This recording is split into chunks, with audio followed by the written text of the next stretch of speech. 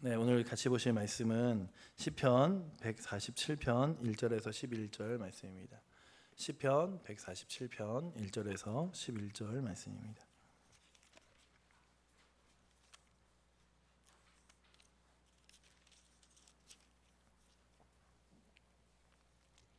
네, 우리 찾으셨으면 한 절씩 교독하겠습니다. 시편 147편 1절에서 11절입니다. 할렐루야, 우리 하나님을 찬양하는 일이 선함이요 찬송하는 일이 아름답고 마땅하도다.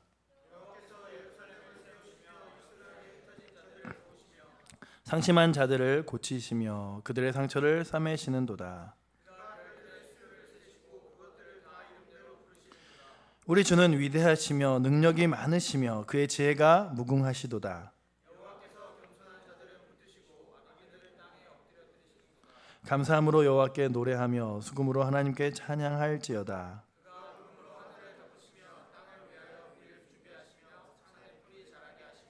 들짐승과 우는 까마귀 새끼에게 먹을 것을 주시는도다.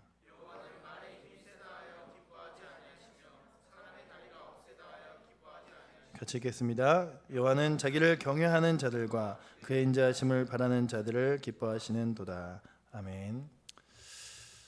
네, 제가 설교 후에 찬양을 하려고 찬양곡을 준비를 했어요. 딱 준비를 했는데 원래 저번 주에 준비를 했는데 그 곡을 딱 뽑고 이게 너무 좋은 곡인데 우리 청년들과 함께 같이 부르면 얼마나 좋을까라는 생각으로 이제 우리 찬양 인도자인 우리 한용태 형제에게 악보를 전해주자 한참 있다 답신이 왔어요. 모르는 곡입니다.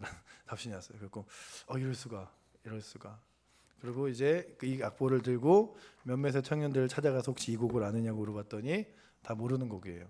그래서 내가 느낀 건 한 10년 이상 된 곡은 다시 신곡이 되는구나 라는 것을 깨달으면서 우리들에게 늘 우리가 이렇게 새롭고 또한 기대가 되는 일들이 늘 우리들에게 펼쳐질 앞으로의 일들이 기대가 되지만 사실은 그 일들과 여러 가지 상황들은 과거와 함께 연결되어서 과거에 없었던 일들이 아니라는 사실이죠.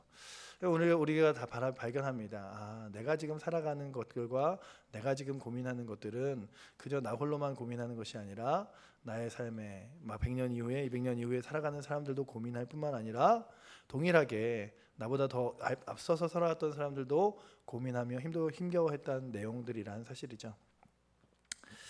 그런 의미에서 우리가 이 찬양을 한번 이따가 또 설교 후에 찬양을 부르는데 아무도 그 금붕어처럼 가만히 있으면 안 되니까 한번 이 찬양을 한번 불러보도록 하겠습니다. 네, 여호와 이스라엘의 구원자라는 찬양인데 2014년도에 새로 나왔거니 하고서는 불러주시면 좋을 것 같아요.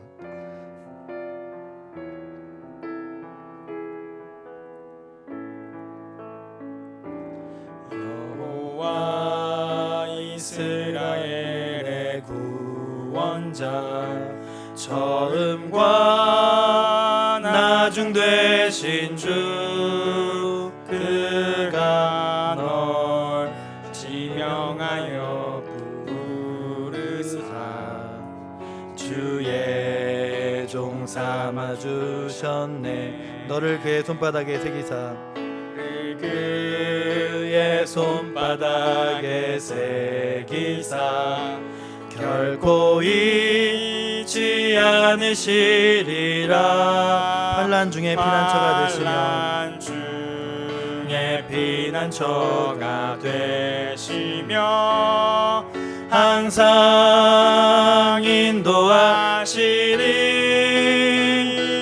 너는 일어나 주의 빛을 발하라. 땅 끝까지 주 선포하라. 그가 너로 이방의 빛을 삼아 구원을 베푸시리라. 네, 이런 찬양이에요. 네, 좋죠. 네, 신곡으로 들어도 전혀 부족하지 않을 만큼의 좋은 곡입니다. 여러분들의 인생 가운데, 여러분들의 날마다의 삶 가운데서 우리가 참 느끼는 것이 있다면 내 감정이라는 것이, 내 마음의 느낌이라는 것이 너무나 쉽게 변한다는 거예요. 너무나 쉽게 요동친다는 거죠. 마치 풍랑이 있는 바다와 같이, 태풍이 있는 그 바람치는 그런 뭐 여러 가지 풍랑과 같이 내 마음은 너무나 쉽게 요동친다는 거예요. 인터넷에서 한 영상을 본 적이 있습니다. 어떤 태블릿 그 PC를 너무 간절히 갖고 싶은 꼬마아이에게 부모님이 장난을 쳤어요. 그 태블릿 PC 같이 이렇게 딱 포장을 해서 자녀에게 주자. 애가 막 눈이 막 제 눈으로 표현할 수 없는 눈이 막 이만큼 커져갖고 그 큰 눈으로 너무 감동스러워서 막 그거를 이렇게 막 엄마 아빠 너무 감사하다고 끌어안고, 그다음에 이렇게 이거를 딱 뜯는데 뜯자마자 보인 건 도마였어요. 도마였어. 애가 이 도마를 보더니 조금 실망한 얼굴로 그래도 감사하다고 엄마 아빠를 한 번 더 안아주고 이렇게 도마를 이렇게 정말 쓸모없는 내 선물을 받았고 나면서 탁 내려놓듯이 내려놨는데 다시 엄마 아빠가 신발 상자를 이렇게 선물로 주면서 이렇게 내미는 거예요. 그러자 신발 너무 감사하다고 이러면서 애가 받아서 그 신발 상자를 딱 열자 그 안에 태블릿 PC가 딱 들어있었어요. 그러니까 애가 갑자기 눈물을 펑펑 흘리면서 막 울기 시작하면서 너무 감사하다고 막 이렇게 엄마 아빠에게 막 볼에 뽀뽀를 하고 막 이러는 장면이 있는 동영상이었습니다. 우리가 얼마나 우리의 감정들이 쉽게 움직이냐 하면 실망스럽다, 기쁘다, 행복하다, 슬프다 이런 것들이 정말 단 한순간 한순간에 내 마음의 감정들이 뒤바뀌어. 나는 그렇게 뭐 감정이 막 요동치는 사람이 아닌데 라고 해도 뭐 그런 거죠. 예를 들면 이런 거예요. 우리가 오늘날 문자를 딱 받습니다. 어디 시험을 보고서는 시험에 합격했나 떨어졌나 이러고 있을 때 문자를 받아요. 죄송합니다. 시험에 지원하신 누구누구는 불합격이십니다 라는 전화를 받아요. 정말 땅이 무너지는 듯한 그런 좌절감을 보면서 왜 난 해도 안 될까라고 하는 순간 모르는 전화가 전화번호로 와요. 뭐 전화까지 이거 했더니 방금 전에 들어간 문자가 잘못된 문자고 합격하셨다고 딱 전화를 받는다면 여러분들 이 이야기만 들어도 여러분들의 감정이 들쑥날쑥하죠. 그때 문자를 받는 순간 아니면은 문자에 합격했다고 딱 문자 축 합격드립니다 막 했는데 1분 후에 갑자기 모르는 번호로 전화가 왔다 오더니 죄송합니다 잘못 보냈습니다 라고 한다면 그렇죠. 우리들의 감정은 그래요. 내 감정이 어느 순간 뜨거워지는 것 같으면서도 그렇지 않은 거예요. 전병 목사님이 이런 얘기를 하셨죠. 제가 많은 청년들을 데리고 수련회를 하는데 그런 청년들 중에 많은 청년들이 아주 사소한 것들로 은혜를 다 집어 번져 버리는 수가 많다. 뭐 이런 거죠. 찬양 집회 때 막 뜨겁게 찬양하고 말씀 듣고 내가 주를 위해 평생을 살리라. 정말 모든 것을 양보하고 용서해주며 살리라. 라고 고백하면서 막 나가다가 툭 사람하고 부딪혔는데 뭐야 비키지도 않고 하는 순간 저놈은 또 뭔데 막 하면서 내 마음속에 막 그런 거죠. 예배를 떠나는 순간 가장 은혜를 버리기 쉬운 곳은 주차장이라고 이야기하는 것처럼 우리들에게 있어서 너무나 쉽게 우리의 감정들이 세상 가운데서 하나님의 은혜로 충만한 것 같으면서도 쉽게 빼앗기는 것이 바로 우리들이에요. 그래서 우리의 모습을 보면서 하나님이 우리를 사랑하시는 그 사랑을 우리가 어떻게 하면 더욱더 크게 느끼며 살아갈 수 있을까? 그리고 하나님이 나를 좀 사랑하시는데 나를 더 많이 사랑하실 수 있는 방법은 없을까라는 고민들을 한다면 오늘 우리가 읽은 시편 147편이 바로 그런 이야기를 하고 있습니다. 먼저는 그런 얘기를 하고 싶어요. 전병 목사님 얘기가 나왔으니까 전병 목사님이 왜 나이 많은 남자는 어린 여자를 좋아하는가라는 얘기를 설교 시간에 하신 적이 있어요. 제가 막 기도하면 뭐 좋아할지 말했는데 왜 어린 여자를 좋아하는가라는 데서 그 좋아하는 이유 중에 하나가 감동이라는 거예요. 감동이 뭐냐면 그 자기랑 비슷하게 아주 나이가 많은 청년이 자기랑 비슷한 동년배의 청년들을 그 여자를 자매를 데리고 어디 막 이런 데 가요. 막 햄버거 집에 가고 이거 좀 먹어봐 그러면 여기 햄버거는 별로 맛이 없고 저기 건너편에 가면 더 맛있는데 여기로 왔어? 뭐 이러고 굉장히 막 여기가 굉장히 좋은 그림이 좋은데야 막 이러면 여기 그림은 별론데 저 옆에 가봤어? 왜 이런 데 와? 라고 하는 거. 얘가 정말 과일 주스가 맛있어. 그러면 버스 한 정만 타고 가면 저쪽에는 과일 주스가 무한 리필인데 왜 여기로 온 거야? 라고 얘기하는 사람들을 별로 좋아하지 않는다는 거죠. 막 햄버거를 사주는데 햄버거면 이게 햄버거라는 것인지 막 이러면서 막 받고 그림 보는 순간 나는 생전에 이런 걸 한 번도 본 적이 없다고 감동하는 사람들을 더 좋아하기 때문에 어린 사람들에게 끌리는 거다라는 이야기를 하시는데 그 애가 딱 틀리지 않은 것은 제가 예전에 제 친구 아주 시골도 아니에요. 우리 저기 예찬이가 날마다 매주가 가서 일하는 충북 제천에서 온 친구가 하나 있었어요. 그 친구가 서울 구경을 하고 싶다고 해서 서울 딱 데려가는데, 야, 이 친구가 정말 시골 촌뜨기구나 느낀 게, 지하철을 타봤냐, 지하철을 안 타봤대요. 지하철 지하에 UFO 같아 이러는 순간 제가 지하철이 오는 걸 보고 UFO 같아 이러더니 막 63 빌딩을 보더니 뭐 이렇게 큰 건물이 막 이러면서 하는데, 야, 제가 창피하더라고요. 옆에서 얘를 데리고 계속 다녀야 되나, 아니면 얘를 그냥 서울의 미아로 그냥 남겨 버려야 하나, 이런 생각들을 했는데 그런 거죠. 근데 그 친구에게 있어서 제가 굉장히 좋은 건, 데려갈 때마다 우와 우와 이러는 순간 제가 흐뭇하는 거예요. 그래, 뭐 이 정도 반응을 보여. 막 63 빌딩 들어갔는데 막 목동에 있는 건물이 더 커. 막 이러고 막 이러면 뭐 그거는 막 이렇게 여의도 공원 이런 데 데려가고 일산공원 송도가 훨씬 좋아. 뭐 이러면 네, 그때부터는 뭐 데려갈 마음이 생기겠어요. 그래, 네가 가고 싶은데 가자. 그냥 이러는 거겠죠. 그렇다면 하나님 앞에서 하나님의 사랑을 받는 사람들의 모습은 어떠할까라는 거죠. 하나님은 어떤 사람들을 기뻐하실까? 하나님이 야, 내가 너에게 이런 거 줄게. 아, 뭐 그 정도는 뭐 회사도 주는데요. 뭐 이런 것들. 뭐 내가 너에게 이렇게 해주. 아, 하나님 왜 그러세요? 아, 그런 건 다 옛날 일이잖아요. 뭐 이렇다면 하나님 앞에서 우리가 정말 사랑받을 수 있을까라는 거죠. 하지만 우리가 기본적으로 우리에게 주어진 것은, 하나님의 사랑은 결코 변하거나 끊이지 않는다는 사실이죠. 우리가 하나님의 임재라는 단어를 많이 씁니다. 이곳에 임하시고 이곳에 역사하시길. 이번 주에 오늘도 그 주일 1부 2부 예배 때 하나님의 임재 찬양을 마지막에 목사님 바꿔서 불러라, 그래서 그 임재 찬양을 불렀는데 곡이 너무 높은 거예요. 그래서 우리 1부 때는 김남효 전사님이 그 곡을 커버해 줬는데, 2부 때는 여기 방성률 전사님, 저 김재영 전사님 셋이 섰는데 속에 입만 벌리고 음이 올라가질 않더라고요. 하나님의 임재를 느끼려면 이 곡을 끝까지 올려야 할 텐데, 올리면은 이게 굉장히 괴물 소리가 날 것 같고 어떻게 하나 막 이런 고민을 했었는데, 하나님의 임재라는 것이 무엇인가라는 거죠. 하나님의 이곳에 임하시는 것, 하나님 이곳에서 역사하시는 것, 내가 하나님과 함께 하심을 느끼는 것이 무엇인가라는 거죠.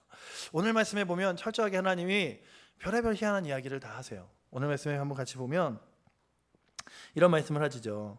4절에 보니까 그가 별들의 수요를 세시고 그것들을 다 이름대로 부르시는도다. 또 보니까 8절에 그가 구름으로 하늘을 덮으시며 땅을 위하여 비를 준비하시며 산의 풀을 자라게 하시는도다. 9절에 들짐승과 우는 까마귀 새끼에게도 먹을 것을 주시는도다. 하나님이 이 온 천하 만물들과 이 모든 자연 세계와 그리고 또한 별과 우주와 하늘과 온 땅을 다스린다고 말씀하십니다. 2014년도를 보내온 우리들에게 다시 한번 2014년도가 주는 충격은 무엇이었냐면, 사람의 인생이라는 게, 사람의 생명이라는 게 너무나 쉽게 잃어버릴 수 있는 것이구나라는 거죠. 그냥 불 한 번 난 노인 요양소에서 그 침대에서 마지막 생명을 부지하던 그들이 단 한 번에 19명이라는 사람들이 죽어나는가 하면, 우리가 잘 아는 그 세월호의 뱃속에서 300명, 거의 300명의 사람들이 어떻게 손도 써보지 못한 채 나오지 못하는가 하면, 정말로 버스 안에서 그냥 단 한 번에, 단 하루 몇 시간 만에 온 비에 버스가 급류에 휩쓸리면서 10몇 초 만에 다 목숨을 잃어버린 6, 7명의 사람들을 보면서 우리가 느끼는 건 그거죠. 사람의 목숨이라는 것조차도, 사람의 생명이라는 것조차도 내가 어떻게 안간힘을 쓴다고 되어지는 것이 아니구나라는 거죠. 그렇다면 하나님의 임재가 무엇이냐 하면, 하나님의 임재는 그냥 뭐 오늘 하나님이 여기 안 계시다가 어느 순간 하나님이 쭉 이렇게 이렇게 날아오시는 게 아니라는 사실이에요. 하나님은 온 천하 만물, 우리가 보이지 않는 땅, 저 까마귀의 새의 그 새끼의 입 벌린 그 입 속에서도 그에게 먹을 것을 주시는 분이 하나님이라는 사실이죠.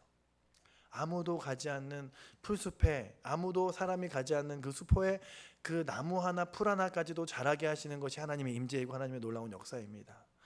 그리고 또한 그렇게 하나님이 역사하시는 것은 거기서 끝나는 것이 아니라 모든 사람의 생명과 모든 사람의 생각과 모든 사람의 행동까지도 하나님이 주관하시고 다스리신다고 성경은 기록하고 있습니다. 그래서 사람이 살아있고 숨쉬고 행동하는 모든 순간이 하나님의 임재가 없이는 안 되는 거예요. 마치 공기가 없이는 살아가지 못하는 것처럼, 마치 공기가 없으면 한순간도 사람이 숨쉬며 살아갈 수 없는 것처럼, 하나님의 임재가 없는 삶은 우리들에게 상상할 수 없는 것입니다. 그럼에도 하나님의 임재를 꿈꾸는 건 무엇이냐 하면, 그 하나님의 임재하심을 느꼈으면 좋겠다라는 거죠. 내가 이렇게 걸어가는 것도, 내가 이렇게 숨을 쉬는 것도, 내가 이렇게 앉아서 예배를 드리는 것도 하나님이 나에게 허락하신 순간들을 내가 하나님께 드리는 것이다 라고 우리로 하여금 깨닫게 하시는 것이 바로 하나님의 임재라는 사실입니다. 철저하게 오늘 이 자리, 예배 자리가 아닌 다른 자리에 나간 사람들, 그리고 또한 세상의 다른 데서 방탕하며 살아가는 청년들에게 하나님의 역사가 없습니까? 그들의 삶 가운데도 하나님의 놀라운 손길이 있기 때문에 그들이 살아가는 거죠. 그들과 우리의 차이점이 있다면 하나님의 살아계심과 하나님의 임재하심을 맛보느냐, 느끼느냐, 느끼지 못하느냐의 차이란 사실입니다. 그렇다면 오늘도 이 자리에서 우리들이 분명한 것은 그것이에요. 하나님이 온 우주를 창조하시고 나의 삶을 주관하시고 만드시며 이끄신다는 것이 그저 이론적인 이야기인지, 아니면 그렇게 철저하게 역사하신 하나님을 내가 느끼며 살아가는지에 대하여 반문하여 봐야 된다는 사실입니다.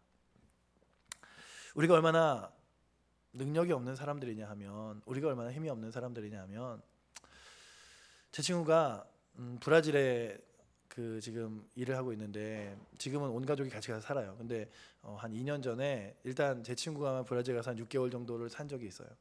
6개월 정도 산 적이 있는데 어느 날 갑자기 제 친구가 전화 올 시간이 아닌, 브라질은 저희와 12시간 차이가 나기 때문에 그러니까 여기가 낮이면 지금 낮 2시면 거긴 밤 2시죠. 근데 한 3시 정도에 전화가 왔어요. 3시 정도면 거기서 새벽 3시고 잠들어 있을 시간인데 딱 전화를 받자마자 친구가 갑자기 이렇게 막 울더니, 네, 굉장히 슬픈 장면을 제가 슬프게 표현 못해서, 네, 막 울부짖는 목소리로 어떡하냐고 막 이러는 거예요. 제 친구가 무슨 일인데 말해봐. 그랬더니 한참을 이렇게 훌쩍훌쩍거리던 친구가 자신의 아들이, 그 친구의 아들 이름도 현우였어요. 현우가, 근데 남의 얘기를 듣는 것 같지 않더라고. 이름이 똑같으니까. 현우가 3층에서 떨어졌어. 병원에 입원했어. 라고 하는 거예요. 알고 그의 사실을 알고 보니 이제 그 와이프가 친구의 집에 갔는데, 거기가 빌라 건물이었는데 그냥 얘가 조금 기어다니고 이럴 때쯤에, 조금씩 걸어다니고 이럴 때쯤에 뭐 집에 뭐 다 문이 잠겼으니까 뭐 무슨 일 있겠어 했는데, 애가 그 베란다 쪽에 이렇게 턱을 쥐고 있다가 거기 뭐가 있나 딱 내다보다가 이렇게 툭 떨어진 거예요. 근데 그 탁 떨어졌는데, 그래서 뭐 다리가 부러지고 뭐 장이 어디가 파열되고 막 이런 얘기를 친구가 하면서, 지금 가장 빠른 비행기로 잡아서 한국에 가니 기도 좀 해달라라고 하는 것이었죠. 그리고 또한 그 친구가 한국에 도착하자마자 전화를 저에게 해서 병원으로 가고 있는데 기도해달라라고 해서, 그 다음날 그 친구를 만나러 제가 병원에 갔어요. 병원에 갔는데 제 친구가 뭘 하고 있었겠어요? 부러진 다리를 붙이고 있었을까요? 아니면 파열된 장기를 수술하고 있었을까요? 그냥 그 아들 옆에 앉아서 이렇게 쳐다보고 있는 거예요. 그 순간 제가 느끼는 건 뭐냐 하면, 야, 부모라도 할 수 있는 게 없구나. 아무것도 할 수 있는 게 없구나 라는 거죠. 우리는 굉장히 우리가 할 수 있는 것이 많다고 생각합니다. 우리가 해낼 수 있는 능력이 굉장히 뛰어나고 많다고 생각합니다. 하지만 결국 극한에 부딪히면 우리가 느끼는 것은 무엇이냐면, 내가 할 수 있는 것이 없구나 라는 거죠.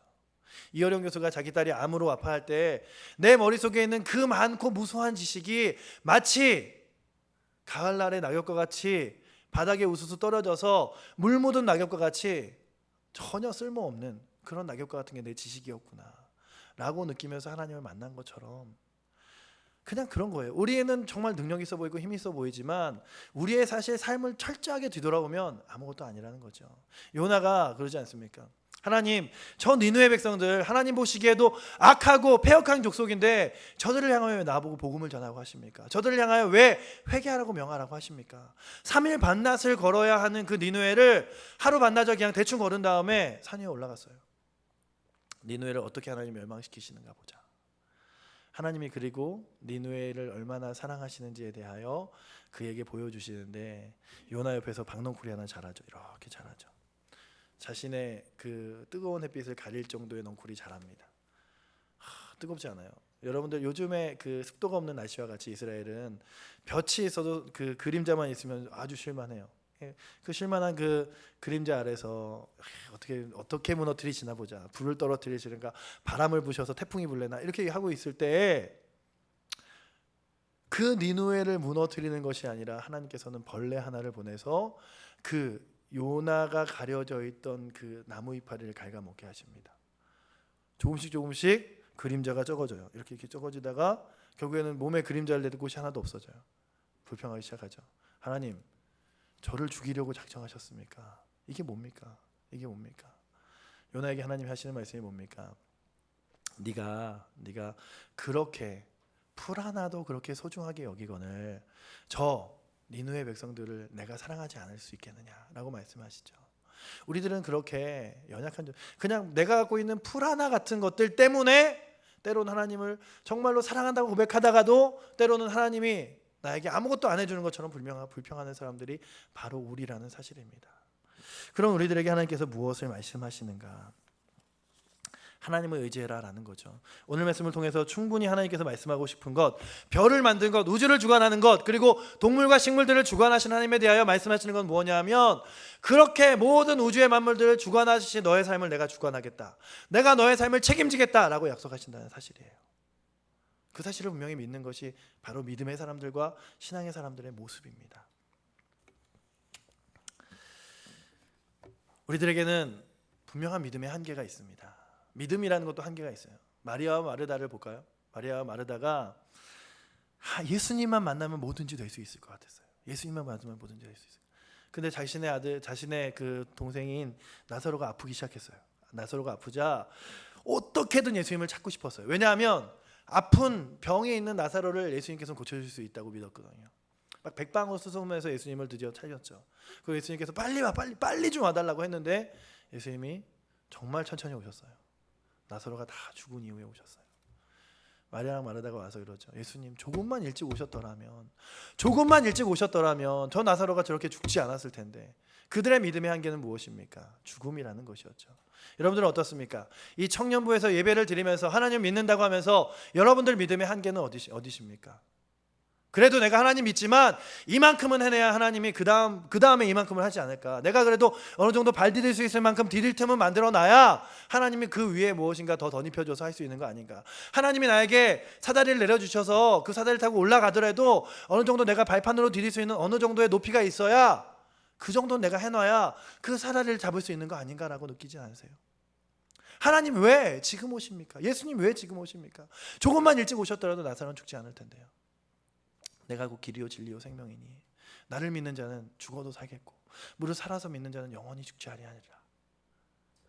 무덤을 향하여 외치시죠. 나사로야 나오라. 나사로야 나오라. 어느 누가 그 자리에서 나사로가 나올 것을 기대했습니까? 하지만 그 나사로는 살아 걸어 나오기 시작했죠. 우리 사랑하는 청년들에게 그 예수 그리스도에 대한 놀라운 믿음이 우리를 가르치기 원합니다.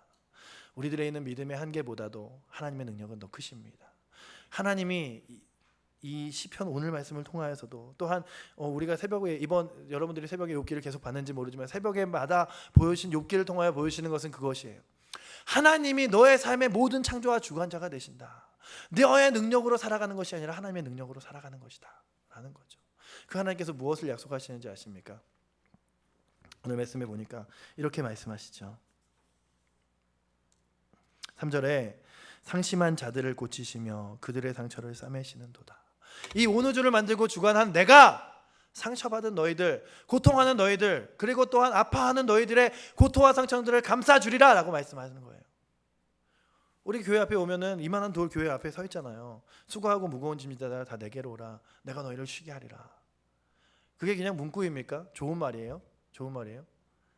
예수님이 여러분들에게 놀라운 사랑의 고백을 해주는 말씀이시잖아요. 수고하고 무거운 짐자들아 내게로 와라. 내게로 와라. 여러분들 예수님께 오셨다면 그 짐들을 내려놓으세요.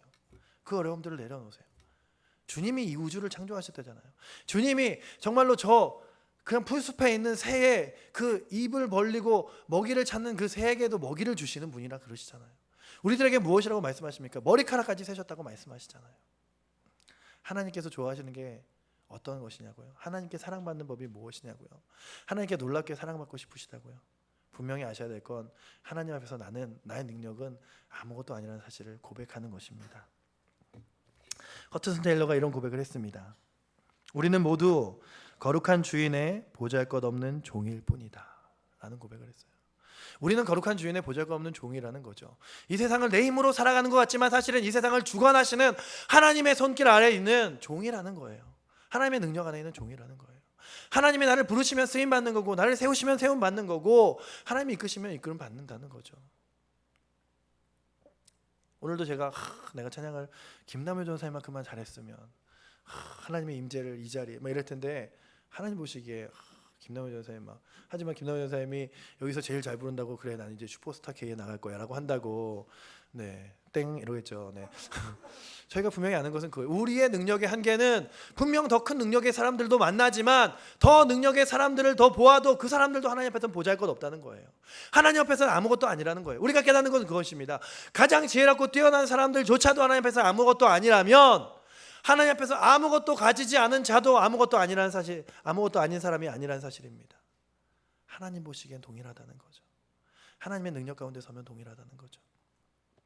우리가 이제 내일부터 특별 새벽 기도회를 합니다. 기도할 수 있는데 왜 걱정하십니까? 여러분들의 걱정이 기도보다도 앞서시면 다시금 하나님 앞에 나오세요. 기도하시기 원합니다. 저거 플랜카드 작년부 건데 그러지 마세요.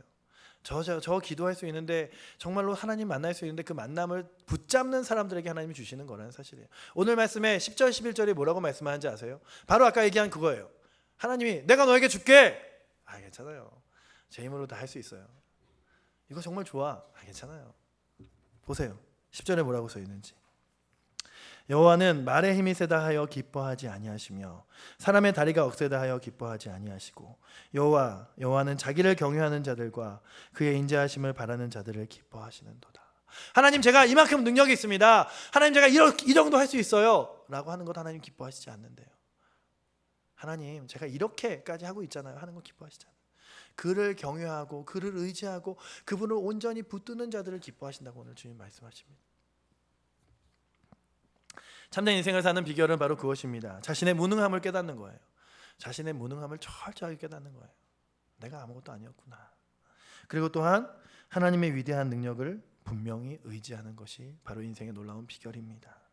그래서 우리가 하나님 앞에 놀랍게 쓰임받을 수 있는 비결도 무엇이냐 하면 자신의 무능함에서는 아무것도 할 수 없지만 하나님을 절적으로 신뢰하는 자는 무엇이든 할 수 있다라고 믿으며 살아가는 삶이 하나님께 쓰임받는 사람이라는 사실이에요.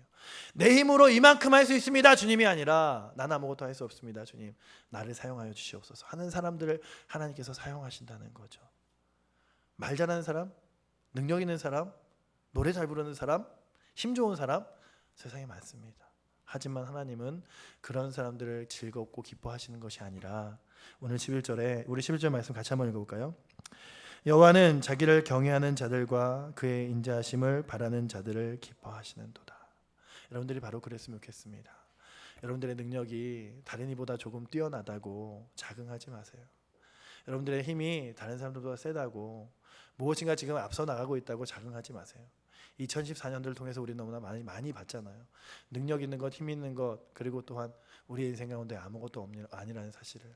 하지만 하나님 붙드는 인생들은 하나님이 책임져 주시는데 오늘 성경이 기록하는 그 책임은 그저 너의 인생 가운데 내가 책임지리라라는 게 아니라 너의 인생의 영원부터 영원까지 너의 죽음 앞에서도 내가 너를 책임져서 죽음까지도 너를 두렵지 않게 하여 하나님 나라 영광된 곳에서 영원히 살게 하리라라는 약속이라는 거죠. 그 약속이 오늘도 여러분들의 삶의 능력이 되시기 바랍니다. 그렇게 주님 붙들며 의지하며 살아가시는 분들 되기 원합니다.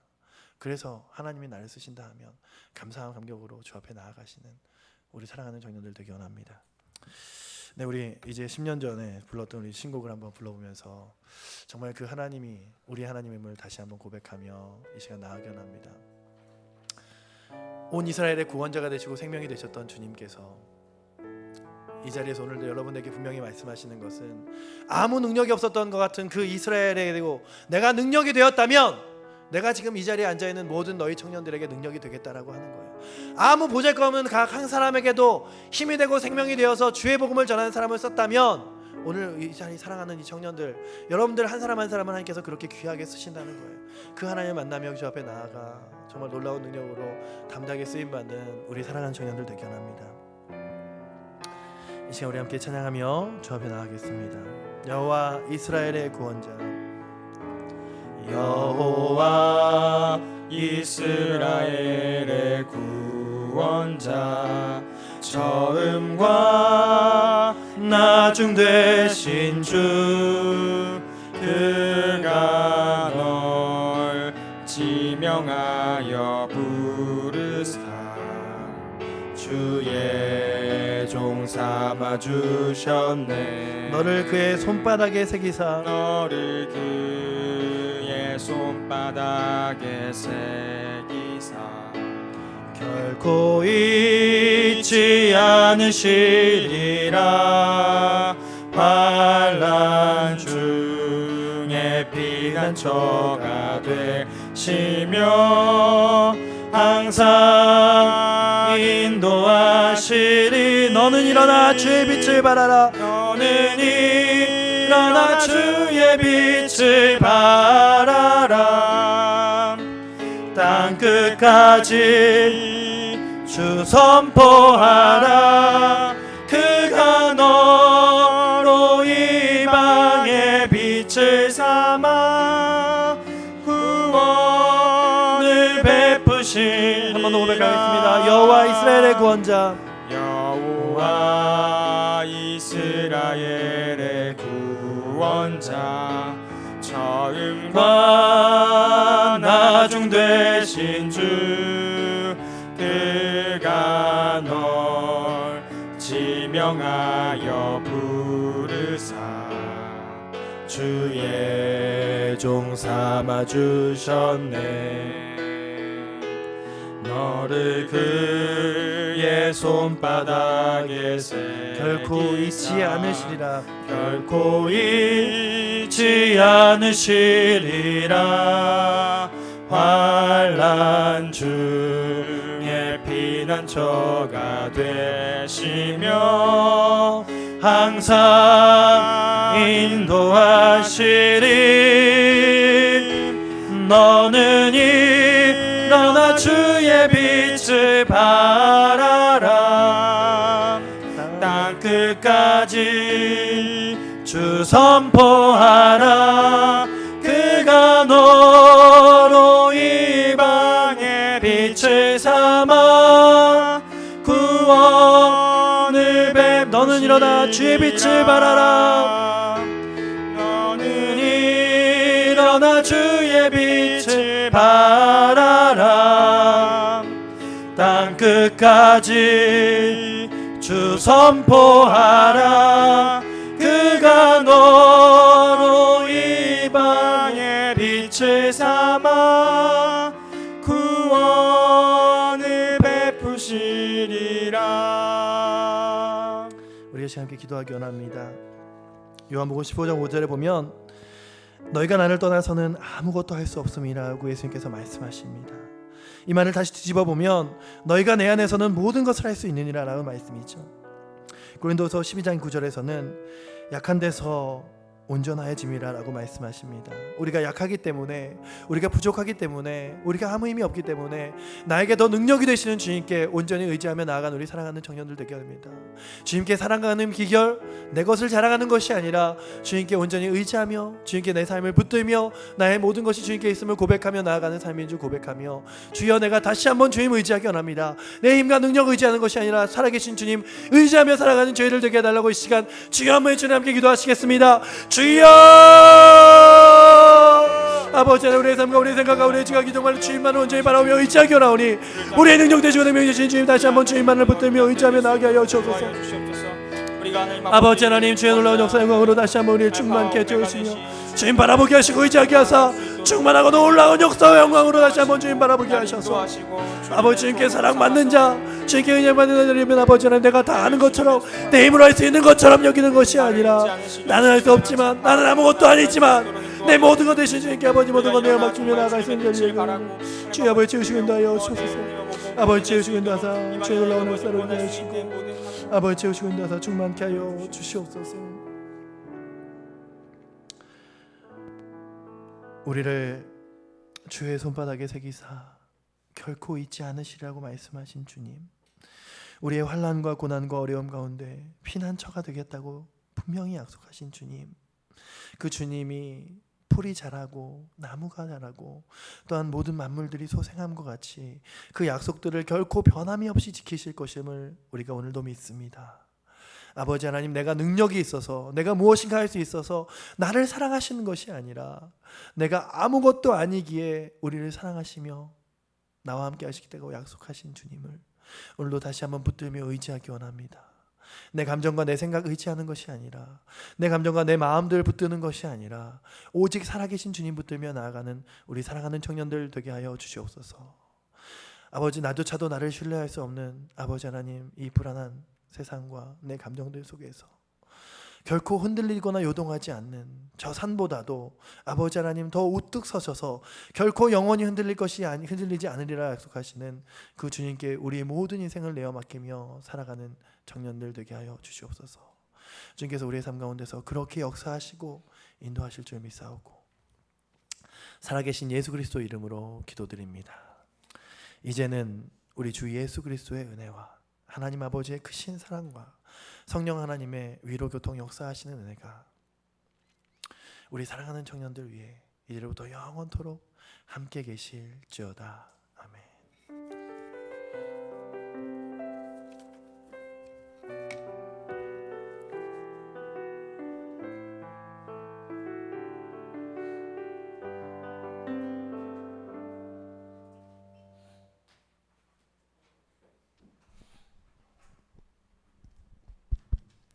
네, 안녕하세요. 오늘 NSC 리더로 이제 김기한 리더님께서 지금 사정이 생겨서 안 계셔서 제가 대신 나오게 됐습니다. 오늘 새 신자분이 계신데요.